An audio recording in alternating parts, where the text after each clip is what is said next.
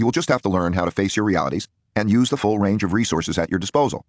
For example, if you as the designer manager of your life discovers that you as the worker can't do something well, you need to fire yourself as the worker and get a good replacement while staying in the role of the designer manager of your own life.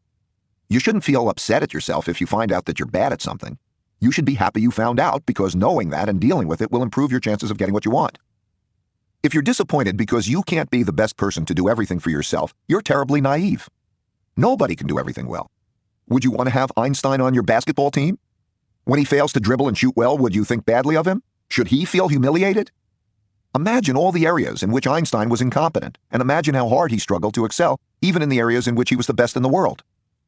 Watching people struggle and having others watch you struggle can elicit all kinds of ego-driven emotions, such as sympathy, pity, embarrassment, anger, or defensiveness. You need to get over all that and stop seeing struggling as something negative. Most of life's greatest opportunities come out of moments of struggle.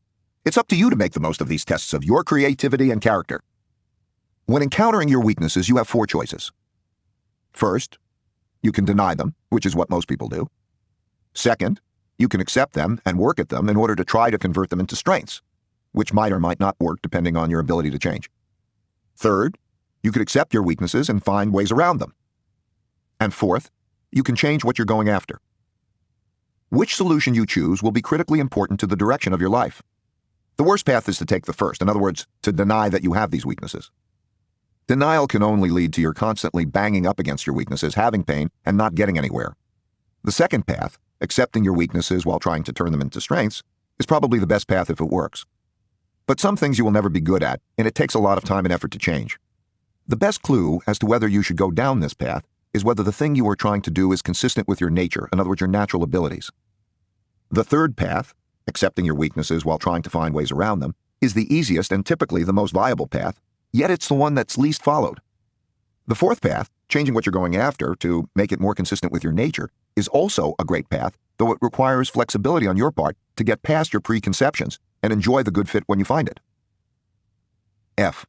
Asking others who are strong in areas where you are weak to help you is a great skill that you should develop no matter what, and it will help you develop guardrails that will prevent you from doing what you shouldn't be doing. All successful people are good at this. G. Because it is difficult to see oneself objectively, you need to rely on the input of others and the whole body of evidence. I know that my own life has been full of mistakes and lots of great feedback. It was only by looking down on this body of evidence from a higher level that I was able to get around my mistakes and go after what I wanted.